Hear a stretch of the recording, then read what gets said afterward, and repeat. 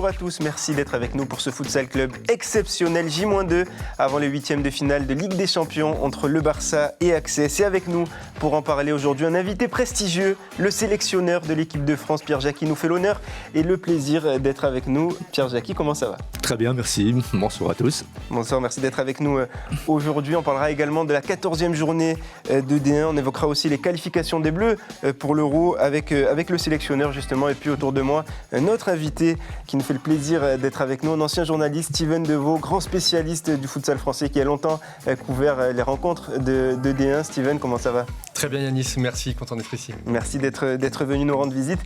Et puis mon fidèle compagnon qui est à mes côtés chaque semaine, Samir Diabali, qui m'aidera à cuisiner gentiment le sélectionneur Pierre Jacqui. Samir, comment ça va ? Bonsoir Yanis, bonsoir messieurs, content d'être en face de si beaux invités.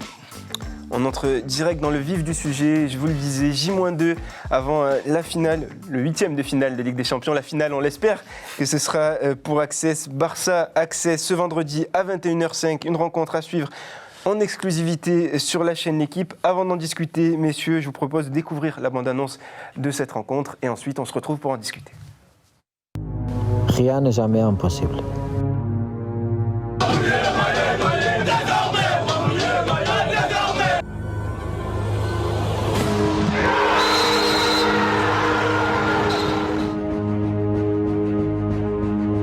C'est ici, à Villeneuve-la-Garenne, en région parisienne, que tout a débuté il y a 7 ans.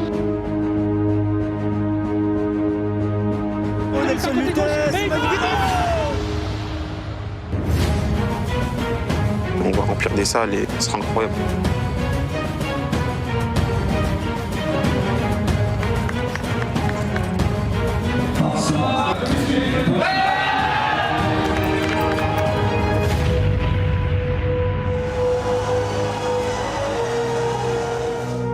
Faut qu'on fasse exploser ce sport. Rien n'est jamais impossible.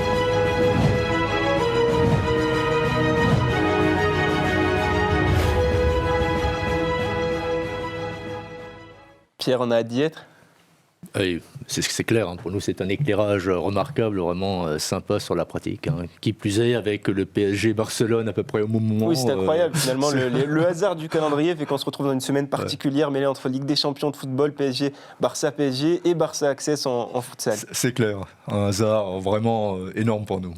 Steven, toi qui a longtemps, je le disais, arpenté les terrains du championnat de France, c'est incroyable ce rendez-vous qui se profile.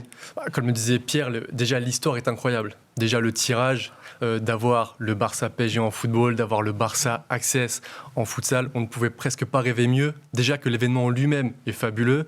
La diffusion sur la chaîne L'Équipe est fabuleuse et en plus on a ce petit storytelling autour du match, forcément qu'on a envie d'y être. Tu as dit J-2, on a déjà envie d'y être dès ce soir. Tu parlais de la diffusion sur la chaîne L'Équipe.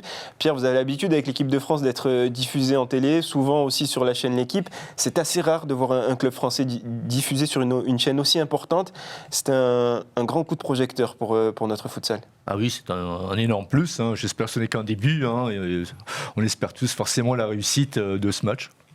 C'est vrai qu'on parle beaucoup de l'histoire qu'il y a autour de ce match, mais il y aura aussi un match. Est-ce que vous croyez aux chances du coup d'Access sur un match, on le rappelle, est-ce que vous croyez aux chances d'Access ? Évidemment, et je pense que Access y croit. Effectivement, ils ont sûrement le rôle de challenger, un rôle sûrement plus facile à endosser que celui de favori du Barça. Sur un seul match, tout est possible. Puis avec l'équipe qu'ils ont déjà, j'y crois. Steven, de l'avis du sélectionneur ? Comment ne pas y croire ? Comment ne pas y croire sur un match comme celui-ci ? Tu l'as dit, c'est en un match, confrontation directe. Les équipes se connaissent parfaitement. Peut-être qu'on y reviendra plus précisément tout à l'heure, mais comment ne pas y croire ? En tant qu'observateur, en tant que supporter, on est obligé de se dire que l'Access peut aller bousculer, peut titiller le champion d'Europe, malgré tout, qui est le FC Barcelone. Et puis au regard de la performance d'Access ce week-end, on se dit comment ne pas y croire puisque les joueurs d'Access sont en forme. Regardez les images avant le choc de Ligue des Champions.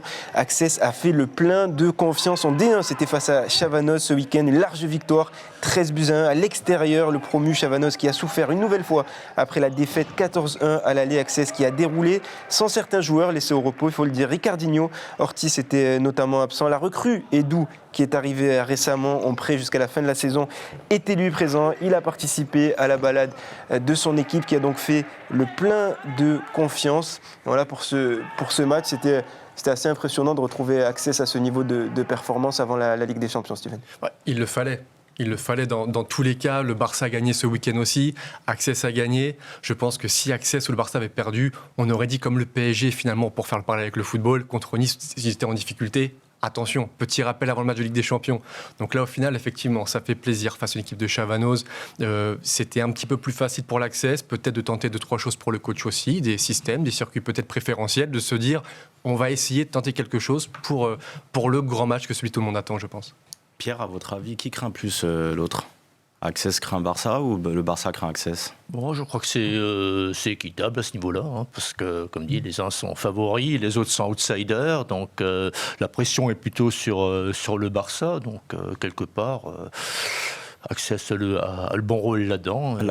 La pression est sur le Barça parce qu'il joue à domicile ou parce que vous pensez qu'en termes de contenu, ils sont peut-être légèrement supérieurs à Access ou... C'est le champion d'Europe en titre, ils sont à domicile, ils ont l'historique pour eux, la Liga espagnole également. Donc je pense qu'effectivement la pression est sur Barcelone, mais Access a vraiment un gros coup à jouer. Messieurs, avant cette rencontre, il y a un homme à qui il fallait à tout prix parler. Il a été incroyable contre Pesaro au tour précédent. Abdessamad Mohamed, le capitaine de l'équipe d'Access, qui a permis donc à son équipe de se qualifier. On l'a rencontré après la rencontre de Chavanoz et juste avant ce choc face au Barça. Je vous propose de l'écouter. Les attentes concernant le match du Barça, premièrement, c'est d'être compétitif jusqu'à la fin du match. Après, comme je disais, on est des compétiteurs, donc on espère vraiment gagner. Maintenant, le match, il a aussi d'autres intérêts. Par rapport notamment à la promotion du futsal, on sait qu'on va être télévisé. Donc on a à cœur de donner une bonne image et de ramener un résultat. On sait que le Barça, c'est une équipe hyper compétitive. C'est les tenants en titre de la Ligue des Champions. Donc on s'attend vraiment à une équipe de très très haut niveau. Maintenant, on a un coach aussi de très haut niveau qui va savoir analyser les failles. Et on va s'appuyer sur ça pour aborder le match. Mais il faut que chacun se responsabilise et soit à la hauteur de l'enjeu. Ça va être primordial parce qu'on sait que ça va jouer sur des détails. Donc la responsabilité individuelle et puis l'aspect tactique que le coach va nous apporter. On a des joueurs de très haut niveau. On a des joueurs français aussi qui se sont affirmés dans cette compétition. Je pense notamment à Nelson. Après, il y a aussi Bilal, international marocain, qui est en pleine bourre. Donc je dirais que nos joueurs en forme. Et aussi cet effet de surprise, je pense que peut-être que l'adversaire ne nous connaît pas très bien. Donc on va aussi jouer sur cet effet de surprise pour essayer de faire la différence tout simplement. Pierre, il y croit, Abdessamad. Il a raison. Tout à fait, puis il est compétiteur, pivot, gaucher, plein de qualités, on va dire, dont on a besoin dans le futsal français et puis qui font également merveille à Access. Il a été incroyable le tour précédent. Ah oui, tout à fait. Le fait qu'il vous l'avez en équipe de France. Oui, il nous a d'ailleurs beaucoup manqué le dernier match. C'est également notre buteur. Il y a encore quelques jours, vous étiez en rassemblement justement avec le groupe France. Vous avez dans vos rangs quelques joueurs d'Access. Vous avez échangé un petit peu avec les joueurs sur ce match ? En fait, pas tellement, mais c'est vrai que dans le coin de la tête, ils l'avaient déjà, ce qui est tout à fait normal, mais ils font la part des choses. Quand ils sont en équipe de France, ils sont à 100% équipe de France. Quand ils sont en club, ils sont 100% club. Ils savent qu'on a besoin de la locomotive de l'équipe de France et que le futsal français a tout autant besoin, on va dire, de locomotive des grands clubs qui représentent à ce moment-là également tout le futsal français. Je t'en prie, si tu veux. Non, je voulais poser une question à Steven, parce que ça fait un moment que tu suis évidemment le futsal français. Tu as suivi le parcours d'Access depuis de nombreuses années. C'est mérité ce qui arrive à Access cette saison ? C'est mérité, en tout cas c'est voulu. Le mérite, alors c'est une notion, il y a un concept très, très vague. À défaut d'être mérité, ils l'ont voulu et tout a été fait, tout a été construit pour arriver à ce moment-là. En fait, le plus important, c'est ça. Je pense que c'est tout le chemin qui a été parcouru. Ils en sont là où le président Samy, qui est à l'origine de ce projet, avec toutes les personnes qui sont autour de lui, ils sont là où ils voulaient être, en Ligue des Champions, face aux champions d'Europe, sur un match en plus décisif. Je pense qu'ils ne peuvent pas rêver mieux, quoique si, peut-être battre le Barça vendredi soir, certainement. Toi, personnellement, à l'époque du départ de ce projet d'Access, tu étais encore journaliste, tu suivais encore la D1 de futsal et tu as suivi la genèse de ce projet. Est-ce que tu y croyais, justement ? Est-ce que tu pensais que c'était possible pour un club français d'en arriver jusque-là ? Dans le futsal, il y a eu beaucoup de projets. Il y a eu beaucoup de projets, certains un petit peu bancals, d'autres avec de grandes ambitions, mais ce n'est pas, soyons très objectifs, c'est pas parce que c'est une émission d'Access qu'il faut le dire, mais il y avait une vraie vision. Et je pense que c'est ce qui manquait dans certains projets du futsal français. Il manquait une vision, et surtout un peu une vision commune. Abdelsamad Mohamed le disait dans la presse, je crois que c'était dans Ouest France aujourd'hui, il disait qu'on le veuille ou non, Access c'est un exemple. Access tire les autres clubs vers le haut. Qu'on le veuille ou non, qu'on soit d'accord ou pas avec ce projet, qu'on soit en amitié avec ce projet ou avec les personnes d'Access ou non, c'est un exemple. Et le Access tire les gens et le futsal vers le haut. Donc au départ, te dire que j'y croyais, on l'espérait. Je l'espérais sincèrement en me disant, ça y est, il y a un projet qui va fonctionner, ça va marcher, on va passer une nouvelle étape. Aujourd'hui, preuve en est, et ça semble plutôt bien fonctionner. On a fait quelques émissions justement pour comprendre où est-ce qu'il y avait peut-être des failles pour justement faire progresser le futsal français, pour essayer de rallier effectivement les équipes qui font aujourd'hui peur aux autres équipes et pas seulement à Access, mais de manière générale. Yanis tout à l'heure évoquait le fait que le match soit médiatisé. Ça met un gros coup de projecteur sur le futsal français, mais vous avez déjà échangé, vous, avec des médias? Est-ce que on vous a apporté des réponses? Pourquoi il n'y a pas assez de matchs qui sont diffusés, justement, des clubs de futsal français? Et si on vous apporte des réponses, ce seraient lesquelles, Pierre Jacqui? Je pense que ça peut être un déclic. Les médias n'attendent que ça, parce que c'est une pratique quand même jeune. Donc il faut quand même se dire que la Liga espagnole, par exemple, qui s'appelait Division d'honneur, je crois au début, quand elle a été créée en 1989, nous, c'est 20 ans après. Donc c'est un petit peu logique qu'il y ait ce décalage-là. Mais je crois que les médias sont quand même dans les starting blocks. On a été approchés. La fédération a réuni récemment les acteurs du futsal français. On a dans les cartons un projet pour que le championnat soit régulièrement diffusé. Je pense que vraiment, dans un futur très très proche, ça va le faire. Et des matchs comme celui-ci peuvent être un accélérateur de la chose. Ce qui peut accélérer la chose aussi, ce serait de battre le Barça. On va en parler justement de cette équipe, de cet ogre espagnol, une équipe incroyable, tenante du titre, qui a été championne d'Europe la saison dernière, qui a remporté la Liga. Le Barça qui est resté sur une bonne dynamique de 15 matchs sans défaite. Mais voilà, la semaine dernière, les Catalans ont perdu face à Catgas Santa Paloma. Une défaite en Coupe du Roi, 3-1. Fin de série donc pour le Barça, après 3 ans sans perdre. Barcelone qui s'est imposé aussi... qui s'est imposé ce week-end, alors qu'on revoit les images de cette défaite la semaine dernière. Ça donne un peu d'espoir de les voir perdre là, juste avant, quelques jours avant le grand rendez-vous face à Access. Oui, d'ailleurs, quand on regarde leur classement, ils ne sont pas en tête, ils sont 4e, et avec les matchs en retard de l'Inter, normalement, leur classement est plutôt 5e. Donc la preuve qu'ils sont prenables. Ils sont prenables, mais ils se sont bien repris aussi ce week-end. On va voir les images justement. C'était face à Cartagena qui était leader du championnat espagnol avant cette rencontre. Une victoire 6-2, début de Zingbigna, Mateus, Ferra, Didac, des grands joueurs donc du Barça. La 4e victoire consécutive pour Barcelone en championnat, qui reste tout de même sur 12 matchs sans défaite en Liga. Une prestation plutôt convaincante dans laquelle les Blaugrana ont déroulé leur jeu, un peu comme Access face à Chavanos ce week-end. De quoi retrouver de la confiance avant la Ligue des Champions. C'est clair qu'ils ont tous les éléments, effectivement, d'une grande équipe. Ils ont tous les postes très, très largement fournis. Les meilleurs Brésiliens liés aux meilleurs Espagnols, avec encore en plus de ça un Portugais. C'est clair qu'ils ont 15 professionnels. On va aller de tout premier niveau. On va regarder le classement. Vous en parliez, Pierre, justement. Le Barça qui est 4e après 20 journées. Il reste 14 matchs à disputer. Barcelone en a déjà perdu 4 en championnat. Ce n'est clairement pas la meilleure saison des Catalans. Ils sont prenables. Ils savent perdre, ouais.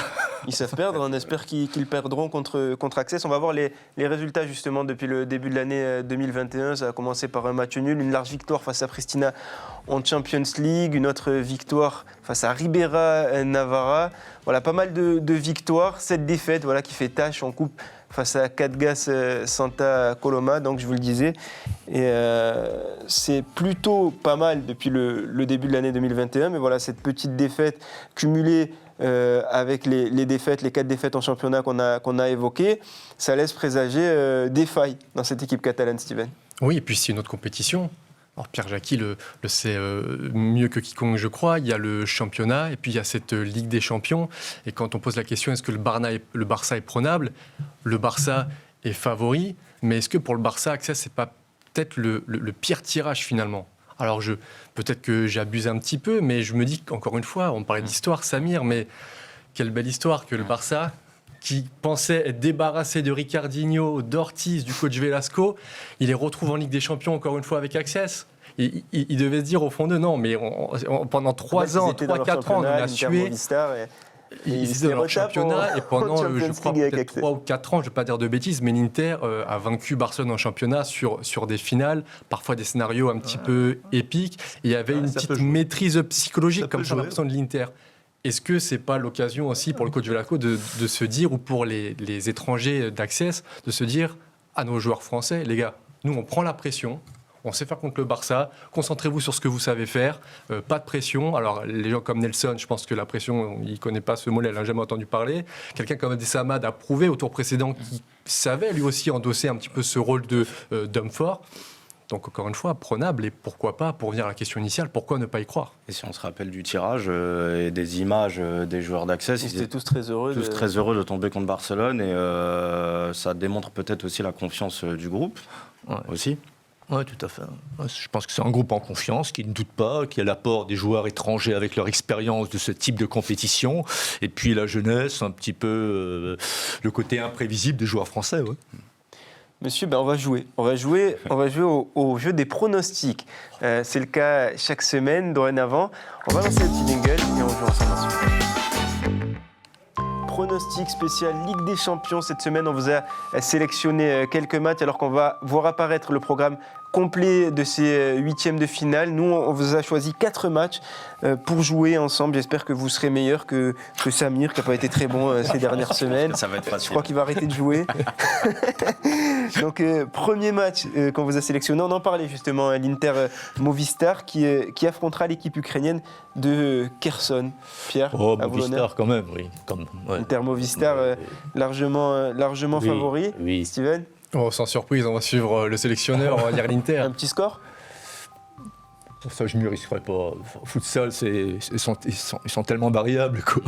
Ça peut même être un score lourd, hein, même si les adversaires sont pas si mal. Allez, soyons joueurs. 7-2. 7-2. Allez, 7-2 pour l'Inter Movistar, c'est noté. Qui joue à 19h en plus, juste avant Access. Juste avant. De se dire, le Barça, ils vont dire à l'Inter, ils ont gagné.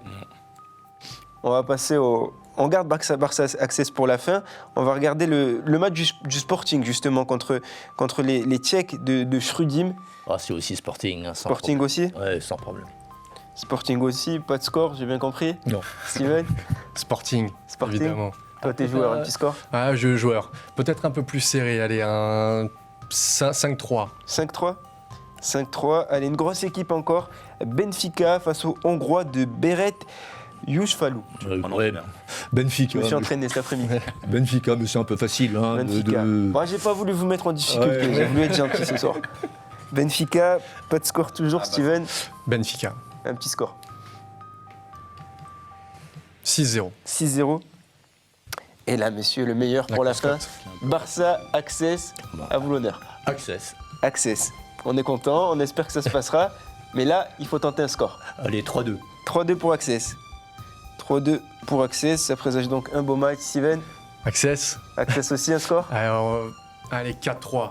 4-3 à la fin du match. Encore. Ça sera serré et il y aura beaucoup de buts. Exactement.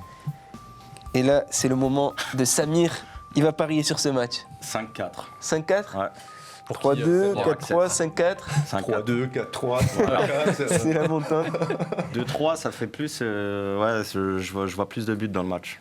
Ouais. J'avais dit la semaine dernière que j'étais sûr que Nelson allait marquer. Voilà. Nelson Lutin, de toute façon, il est incroyable depuis le début de saison. Il est en feu, il marque énormément de buts. Moi aussi, je parie pas, mais je mets une petite pièce sur un but de Nelson. Ce sera mon pari. Messieurs, on va passer à la D1. Comme promis, la 14e journée de championnat. Il y avait une journée ce week-end. On va découvrir ensemble tous les résultats. On a vu cette victoire d'Access face à Chavanoz, 13-1. Paris à Casa qui a battu Hérouville 4-2. Toulon qui a perdu face à Toulouse Métro. La victoire de Garges contre l'UJS Toulouse 4-3. Le Sporting qui s'est imposé sur le terrain de Béthune 4-1. Et la victoire de Mouveau, le leader face à Nantes, 4-3. On va s'intéresser à cette rencontre du leader invaincu cette saison, Mouveau, un des plus beaux matchs de cette 14e journée. Mouveau invaincu donc, qui a affronté Nantes 8e, les Nantais qui se sont inclinés de justesse, 4-3. Un sacré match avec pas mal de réalisations des deux côtés. Les buteurs Varela, Sana, Galan, Ramirez. Côté Mouveau, Renatinho, le fer de lance de l'attaque de Nantes. Shrira, Bendali. Côté Nantais, les Nantais décomplexés après leur succès important face à Toulon, qui n'ont rien lâché avec une prestation convaincante. Finalement, la logique a été respectée puisque Mouveau n'a pas craqué. On a assisté à une très belle rencontre de futsal entre ces deux équipes, les nordistes, qui se sont fait peur, mais qui gardent la tête grâce à ce nouveau succès. On va voir les images d'une autre rencontre qui nous intéresse aussi. Hérouville, le 4e contre Paris à Casa. Surprenant promu normand. Hérouville qui a été battu par Paris à Casa, une défaite 4-2. Ça a très mal commencé pour les Normands avec un but encaissé dès la 3e minute par Touré. Ils se sont rapidement repris grâce à des buts du capitaine Samir Alla et de son frère Nabil Alla, votre joueur Samir Alla, Pierre, en équipe de France. C'est les deux seules réalisations côté normand qui ont touché 4 fois les montants. Pas de réussite donc devant le but pour Hérouville. Égalisation donc de Paris à Casa grâce à un but contre son camp de Franché. Diarra qui marque avec 2 réalisations en fin de rencontre qui permet à Hérouville de s'imposer 4-2. Paris à Casa de s'imposer 4-2. Hérouville qui repart donc de la capitale avec une 2e défaite consécutive après celle face à Toulon. On jette un œil au classement pour voir que, comme je vous le disais, Mouveau conserve la tête du championnat devant Access qui a un match en retard, le Sporting 3e, Hérouville au pied du podium juste devant Garges en bas de tableau, Toulon donc qui est juste devant Toulouse, l'UJS Toulouse, Béthune avant-dernier et Chavanoz, lanterne rouge qui a vécu encore un week-end difficile avec 13 buts encaissés. On referme cette page Ligue 1 avec une petite surprise, le top but, les meilleures réalisations de cette 14e journée.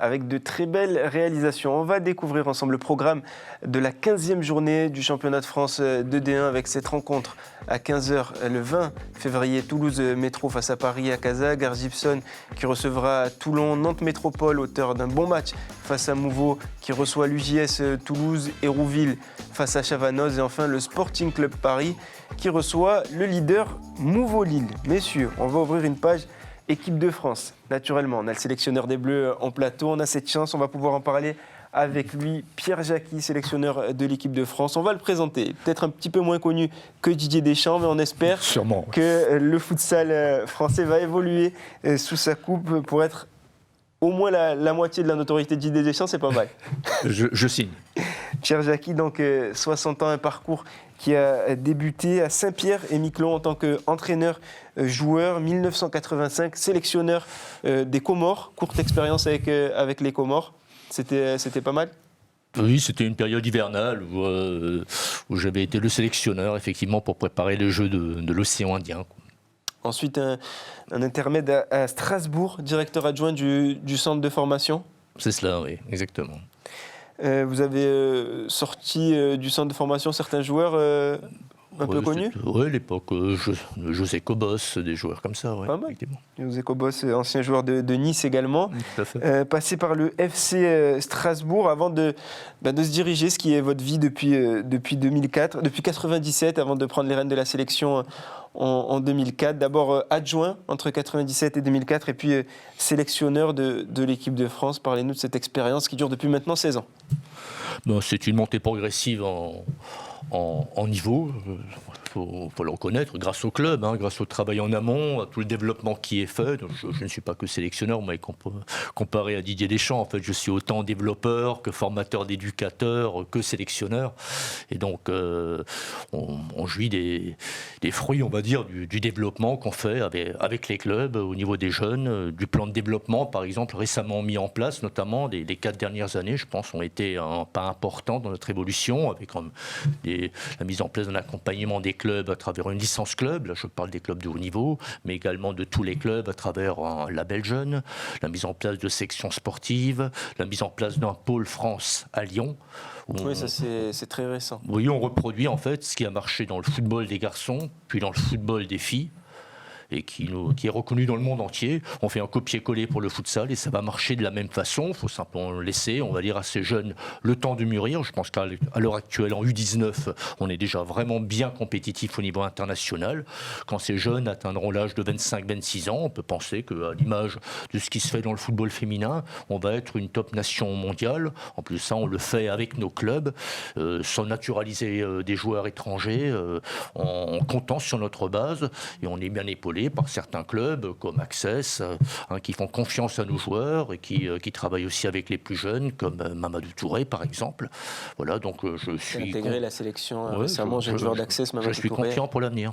Ce que vous avez acquis comme expérience dans le foot à 11, ça vous a servi pour votre reconversion en futsal? Ça a été bénéfique pour vous? Ça sert toujours un petit peu, forcément, mais on va dire que c'est quand même bien différent. Par contre, je pense que le futsal m'apporterait plus au foot que le contraire, tant c'est riche au niveau du coaching. C'est-à-dire que au foot, vous n'avez pas de temps mort, vous avez beaucoup moins de leviers avec les remplacements, le remplacé qui devient remplaçant, etc. Tout ça, vous avez quand même beaucoup moins de moyens pour agir sur le collectif qu'au futsal. Mais dans la gestion d'un groupe, la gestion des hommes, la vie de groupe dans un vestiaire au quotidien. Ça, effectivement, dans le management, le fait d'avoir entraîné en National 3 ou une sélection étrangère, bah forcément un petit peu aidé, évidemment.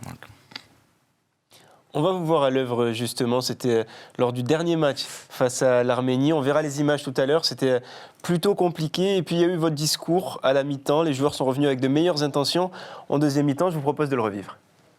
Tout part de là déjà, on aura comme ça une dizaine de ballons qu'on n'a pas eu entre la mi-temps et qu'on pourra jouer. Et on pourra les contrer au lieu de se faire contrer, l'agressivité dessus, vraiment, et en se parlant fort, en leur faisant peur. Parce que c'est évident que le match il n'est pas fini, Allez, première des choses, l'agressivité. Deuxième des choses, quand nous on a le ballon, les gars, pensez à faire ces courses, pensez à libérer des espaces. À ce moment-là, le dribble intérieur il passe. D'accord? Mais dès qu'on fait juste la circulation d'un côté à l'autre, ils ont le temps de faire leur doublette et alors c'est difficile. Mais dès que ça va un peu vite, Landry, Nelson, le dribble intérieur, il passe, ils arrivent pratiquement à frapper à tous les coups, à condition qu'avant, on ait pu les mettre un tout petit peu dans le 1 contre 1, un tout petit peu, et pas qu'il y ait le 1 contre 2, où ils peuvent tranquillement coulisser. Une causerie qui a eu son effet puisque les Bleus ont arraché un match nul à Erevan après, je vous le disais, une première mi-temps compliquée. On va voir les images, mais d'abord un point sur le classement de l'équipe de France dans ses qualifications pour l'Euro 2022. Les Bleus qui sont deuxième, match nul face à l'Arménie, 4 buts partout. Ils prennent seuls la deuxième place de ce groupe B devant la Géorgie et l'Arménie avec un point de plus. Et juste derrière la Russie qui a 6 points, on jette un œil aux images de cette rencontre que l'on évoquait face à l'équipe arménienne. Un point arraché presque miraculeusement après avoir été mené 3-0. Ouverture du score d'Arthur Melkonian à la 6e minute après une sortie ratée du gardien Haroun. Un second but de Machoumian à la 13e minute avant le doublé de Melkonian. Une minute plus tard sur un repli défensif trop lent. Finalement, les Bleus sont revenus dans la partie grâce à un but de Nelson Lutin au quart d'heure de jeu. Landry N'Gala qui ramène les siens à 3-2 à la 21e. Et puis Kevin Ramirez qui égalise finalement sur un travail en pivot. Mais dans la foulée, Aslanian, le capitaine, redonne l'avantage aux Arméniens. Enfin, c'est Landry N'Gala sur ce but qui permet aux Bleus de revenir à 4 partout et de limiter la casse à Erevan. Une rencontre compliquée. Oui, compliqué. Bon, on savait que ça allait être difficile. On joue certes contre des Arméniens, on a l'impression que c'est un peu la différence de classement au niveau foot, alors qu'au futsal, il n'en est rien, puisque sur les 14 joueurs en face, il n'y avait que 4 Arméniens, le reste c'était des Russes et des Brésiliens. On savait que ça allait être difficile. Malgré tout, bien sûr, on partait pour gagner, et on a pris, après le premier but, on va dire, on a perdu pas mal de duels, et voilà, on a pris l'eau pendant 5 minutes. Ils ont surtout pu, eux, bénéficier d'un temps fort, où ils étaient survoltés.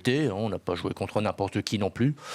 Et je félicite quand même mes joueurs derrière d'être revenus au score et puis d'avoir appliqué les consignes et d'avoir été solidaires. Et bien sûr qu'on aurait préféré gagner, mais vu les circonstances, un point, c'est toujours ça de prix. C'est la question que j'allais vous poser justement. Pour être très sincère avec vous, dans les dernières émissions, on était plutôt optimiste quant à la victoire de l'équipe de France. On vous a vu un petit peu hausser le ton. À la mi-temps, finalement, vous êtes plutôt déçu de l'entame de match ou plutôt satisfait d'être revenu au score finalement ?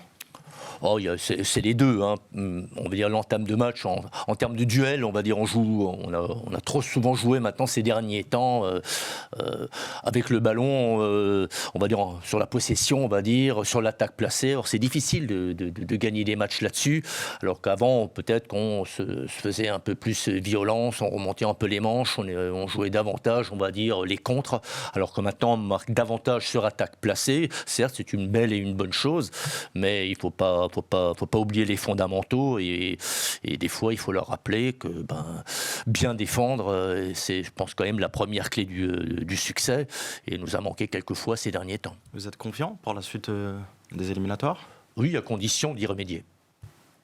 Steven, ton regard justement, j'imagine que tu as observé cette rencontre avec attention. Qu'est-ce que tu en as pensé ? De la même manière, on a senti effectivement une entame de match difficile, et ça tombe bien que le sélectionneur soit ici aujourd'hui. Vous en parlez lors de l'émission précédente.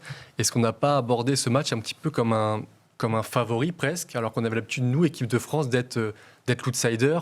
On le sera face à la Russie. Est-ce que là, face à une équipe comme l'Arménie ou la Géorgie, on ne s'est pas dit à un moment donné, on sait faire, on a été surpris par cette équipe? On n'a peut-être pas été surpris, mais quelque part, c'est vrai qu'on avait le rôle plus difficile du favori à endosser. Steven, tu l'as suivi, cette équipe de France, depuis un petit moment. On parlait tout à l'heure de la différence des niveaux peut-être avec d'autres sélections.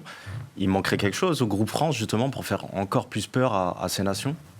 Je vais parler du poncif l'expérience peut-être, mais c'est vrai que ça fait plusieurs années maintenant qu'on progresse, étape par étape. Je pense qu'on l'a vu, alors vous me le confiez, je crois que c'était lors de la Coupe du Monde en Colombie en 2016 ou l'Euro 2018, on a vu que les plus grandes nations étaient de plus en plus en difficulté face aux petites nations, que l'écart petit à petit se resserrait entre les nations. Et je pense que de la même manière, l'équipe de France, petit à petit, on prend le temps, on a des joueurs français, on forme nos propres joueurs, il y en a qui au fil des matchs, acquièrent un petit peu plus d'expérience.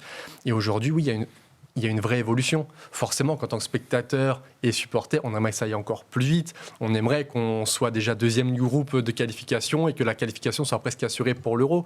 Mais effectivement, ce genre de match contre l'Arménie nous rappelle encore le travail qu'il y a à faire et l'expérience qu'on a encore engrangée pour espérer être au niveau des plus grandes nations du futsal. Justement, en parlant du travail qui reste à faire, on va regarder le programme des matchs de l'équipe de France, les Bleus, qui s'apprêtent à disputer une double confrontation très difficile et très importante face à la Russie. Ce sera le 5 et le 9 mars avant de rencontrer une nouvelle fois la Géorgie et de terminer face à l'Arménie. Pierre, ça va être, on s'attend à un match très compliqué quand même contre la Russie. Oui, compliqué. En face, on aura les vice-champions du monde. Mais on n'a rien à perdre, et c'est sur ce genre de match qu'on peut encore une fois faire un pas en avant et progresser. Steven, tu en penses quoi de cette équipe russe que l'on s'apprête à affronter ? Effectivement, on la connaît très bien. Je pense que c'est peut-être la meilleure équipe actuellement, en tout cas l'une des meilleures équipes. Mais encore une fois, je fais le parallèle avec vendredi soir. Access ne doit pas avoir peur du Barça. La France ne doit pas avoir peur de la Russie. Et je pense qu'on a montré ces différentes années que lorsqu'on était un petit peu au pied du mur ou face à l'adversité, on savait y répondre, que ce soit lors des barrages face à la Croatie ou ce premier match face à l'Espagne à l'Euro 2018. Pierre, pour finir, qu'est-ce qu'on peut vous souhaiter avec les Bleus ? Une qualification pour l'Euro, évidemment. Eh bien, on vous le souhaite et merci d'être venu nous rendre visite aujourd'hui. Ça nous a fait très plaisir. On a beaucoup appris sur l'équipe de France. Merci aussi, Steven, de nous avoir honoré de ta présence. On espère te revoir souvent sur ce plateau depuis le temps qu'on te sollicite. Et voilà, on va être transparent. Les obligations professionnelles ont fait que tu ne pouvais pas venir, mais dorénavant, tu es là. Désirer. On ne va pas te lâcher. Samir, merci beaucoup de m'avoir accompagné sur cette émission. Merci à vous de nous avoir suivis. Je vous rappelle cette affiche, ce moment historique pour le futsal français. Ce sera vendredi soir, 21h05, en exclusivité sur la chaîne L'équipe. 8e de finale de Champions League, FC Barcelone, Access. Ne ratez pas cette rencontre. Nous, on se retrouvera la semaine prochaine encore pour une émission exceptionnelle afin de débriefer ce match. On espère une qualification d'Access. C'est tout le mal qu'on leur souhaite. Merci à vous. Vive le futsal et on se retrouve la semaine prochaine.